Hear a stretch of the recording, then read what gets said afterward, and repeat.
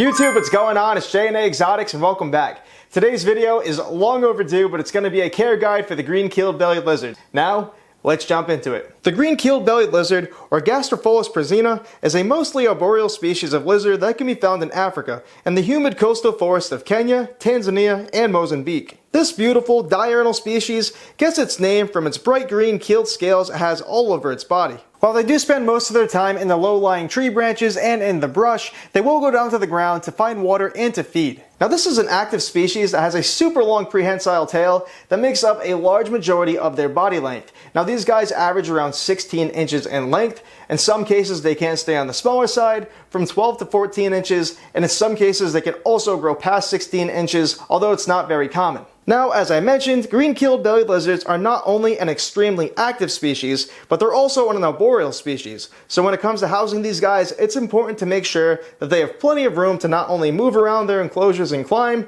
but also to avoid stress. Now you also want to make sure that your enclosure for your green keeled bellied lizards is large enough, that way you can provide a proper heat gradient, that way these guys can thermoregulate themselves, but we'll touch base on that later on in the video. Now when it comes to their enclosures, you don't necessarily need a front opening enclosure, but it is beneficial for a few different reasons. Now a front opening enclosure makes daily routine maintenance substantially easier, but it can also relieve stress off your reptile, and I'm going to tell you why. So in the wild, one of the green keeled bellied lizard's natural predators are birds. So when you're opening up your top opening enclosure, whether for a daily routine maintenance to feed them or to possibly go and handle them, when you're reaching in like this and that's what they're seeing, you're essentially simulating a bird, and instinctively you're going to cause a reaction out of them. They're going to go run, hide, they might even possibly bite you, they're going to stress out, and it's not going to be great. Now with a front opening enclosure elevated off the ground at your level, your green keeled bellied lizards are going to be able to observe everything that you do when you open the door. These guys are highly intelligent and they're going to understand eventually that you're not a threat, and it's going to relieve a substantial amount of stress off your animal. Now I would say the smallest enclosure you should keep these guys in is a 24 tall, 18 deep, 24 wide front opening enclosure. I would say this size enclosure can house a breeding pair comfortably.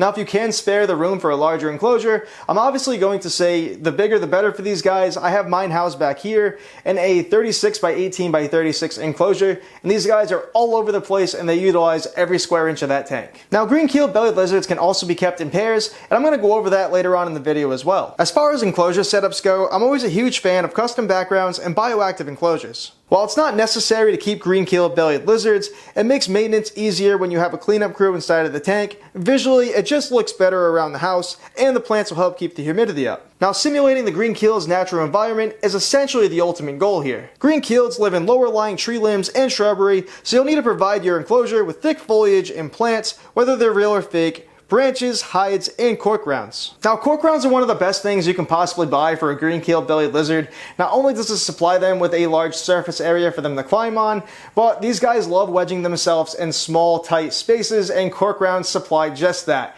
They're going to be able to go inside a cork round and hide in there, sleep in there. It's going to help them feel safe and secure. Foliage and plants are essential because it's going to capture water droplets after you spray down the tanks, and this will act as a secondary water source for your green keeled bellied lizards. While these guys will drink from a water bowl that should be provided and changed and scrubbed daily, they will also drink the water droplets off the plants as I just mentioned. Now foliage and plants are also going to provide more hiding spots for your green keeled bellied lizard for them to get away and feel safe and secure. A good tropical substrate alongside various mosses will help maintain the high humidity levels that your green keeled bellied lizard requires. Keeping a substrate layer about 3 to 4 inches deep is ideal. Not only is it going to help with the humidity, but it's also going to encourage natural behaviors. While this species doesn't necessarily burrow, I have seen mine digging in the substrate several times. I did mention earlier that green keeled bellied lizards can be kept communally. If the enclosure is set up properly with multiple basking spots, plenty of areas for them to hide, and plenty of foliage, you can keep these guys in pairs with a proper male to female ratio. Now if you are going to keep your green keeled bellied lizards in pairs, there are a few things that you need to look out for to make sure that everybody stays happy and healthy. Number one, you do want to make sure that there is no competition for food. You want to make sure both green keeled bellied lizards are getting the proper nutrition that they require, and one of them isn't stressing the other one out and starving it out, making sure that it can't eat. I just mentioned stress. You want to watch out for stress. A good sign that your green keeled bellied lizard is stressed You can tell by its breathing. Look at its chest. If it's breathing heavy and fast all the time, it's obviously concerned, it's freaking out, it doesn't want the other one in there. A lot of times if they are threatened, these guys will open up their mouths and they will show their tongues. Another thing to keep in mind when checking their stress levels is their coloration. When stressed out, these guys appear a dark green color, opposed to the vibrant green, light blue color that they usually have. And I just mentioned them opening their mouths and showing their tongues. You want to make sure that there's no aggression between the two. If they're chasing each other around the enclosure and fighting with each other, obviously it's not going to be a compatible mix with the two. Now those things might seem like simple common knowledge, but some people might not pick up on that, so that is something that you need to look out for if you are going to house the two together. Now online I have noticed other keepers, they have had success keeping these guys in a 1-to-2 ratio, being 1 male, 2 females, or a 1-to-3 ratio, 1 male, 3 females, but I do find the sweet spot is that 1-to-1 ratio. When housing males and females together, obviously nature can happen and these guys do have the potential to breed. You have a higher probability for them to breed if you imitate their seasonal changes, although it's not impossible for them to breed without that. Typically their springs are hot and wet, while their summers are dry and cool. Now sexing green keeled bellied lizards is honestly fairly easy.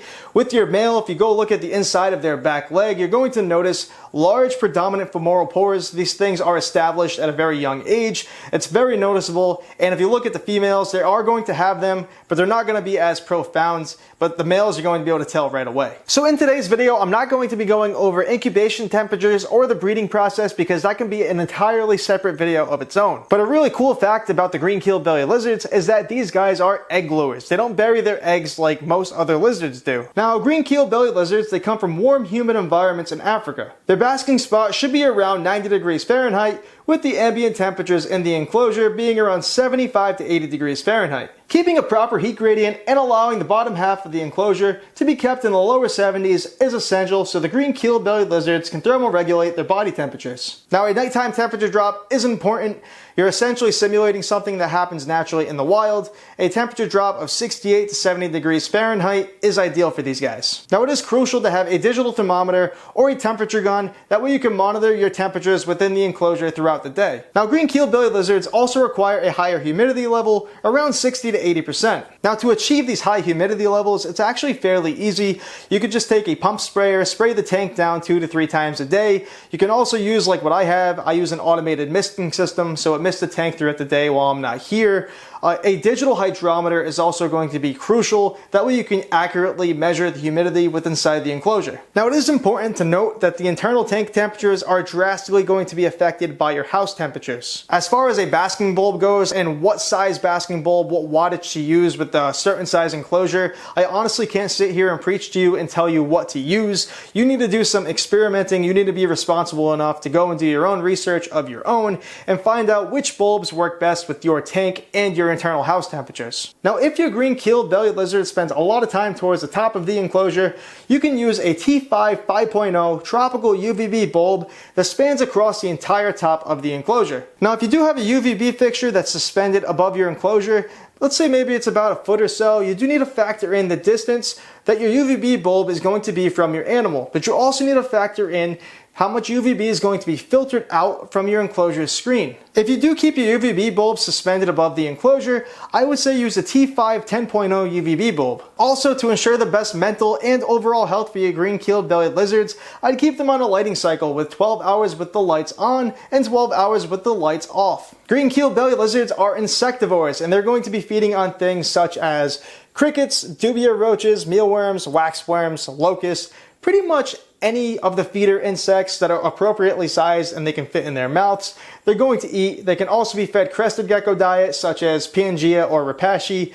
Mine are very picky with it. They seldomly eat it, so I wouldn't get your hopes up on that one, but it can be offered as a treat. Now it is important to calcium and vitamin dust your feeders with these guys on a schedule, alternating between supplements with vitamin D3 and without. Now with these guys, I do alternate every other day between the two types of supplements, and then I skip 1 day a week of all supplements. So 1 day a week I do not dust anything. So this is going to apply not only for green keeled bellied lizards, but it's going to apply for all of my reptiles, and it should yours too. But 24 hours before I feed everybody, I gut load my feeders. That way I can make sure that everybody is getting the most nutrition out of that meal possible. Now when it comes to feeding juveniles and adults, they're going to be on two completely different schedules. Juveniles are going to be fed every single day, while adults should be fed every other day. So when it comes to feeding your green keeled bellied lizard juveniles, they're obviously going to need more nutrition and more protein than the adults are, so I would feed them twice a day. I would feed them once in the morning and once at night. In the morning, I would put feeders within the enclosure, and whatever they didn't eat within 5 minutes, I would pull the feeders back out, and then in the evening, I would repeat the same exact process. Now when it comes to feeding my adult green keeleds, on average, they eat about 8 to 14 crickets in a sitting. Although it depends on the individuals themselves,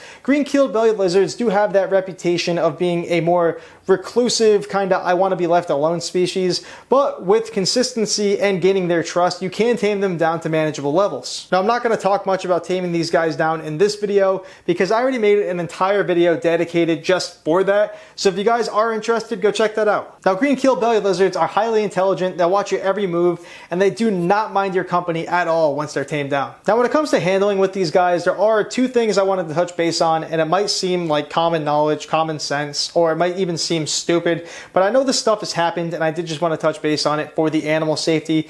But when it comes to handling, and there are toddlers around, it's probably best to not let toddlers or smaller children handle these things. The kids don't know their own strength. They're not a big, robust lizard. They're not really too durable, if you will. So just avoid a crisis. Also, when it comes to handling these guys, no matter how tame your green keeled bellied lizard is, don't take them outside. I mean, they are like lightning, and when they're gone, they're gone. I mean, something scares them and they jump and they get away from you. You might never see your green keeled bellied lizard again. And one more thing in today's video, before you purchase a green keeled bellied lizard, just keep in mind their life expectancy. These guys on average last 10 to 15 years of age, so if you do purchase one, you are in it for the long run. They are going to be around for a very long time, so just make sure that you're going to be able to care for them for that amount of time before you buy one. So there you guys have it. That is the ultimate green keeled bellied lizard care guide. Hopefully you guys learned something new. Hopefully you enjoyed it. Thank you guys so much for watching, and I'll see you in the next one.